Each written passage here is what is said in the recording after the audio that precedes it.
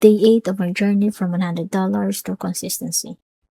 Yes, 2 trades lang ako today. So, paano at saan ako nag-trade? Mark previous daily high and low.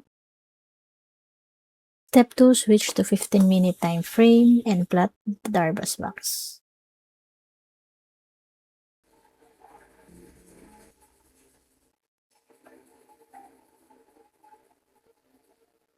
Yan yung mga key levels ko.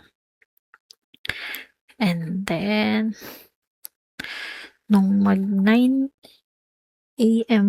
na, actually kala ko magbe-breakdown. So, hindi siya nag-breakdown. Nagkaroon ng reaction dito.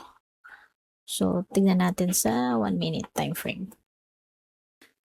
Then, pakita ko saan ako nag-enter.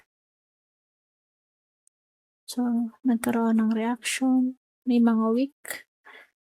May buyers. And then, yung breakout nito. Yan. Kung tawagin ko, boss. Pero, yung first trade na yun, break even yun. Kasi, bumalik pa siya dito. For my second trade, since alam ko, port pa rin talaga to eh. Antay na lang ako ng another boss. Yan. Ito yung second trade ko. And sabi ko nga, 1:2 lang ako. Na-hit. Nag-materialize naman yung trade idea na. Tapos, yun na. Tinapos ko na dun yung trade ko. Wala nang matigas ulo.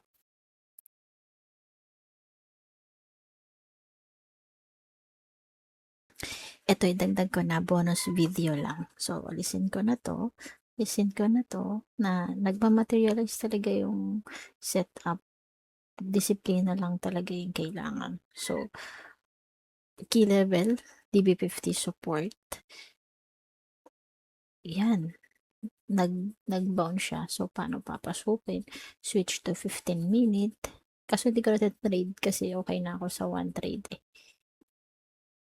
So, pwedeng ito. Makakat ka rin pala. Yan. 10 by 5. Sorry, 5. 0.14%. Makakat ka kung ganyan lang yung cut mo. And then, kasi ito yun eh. Yan eh.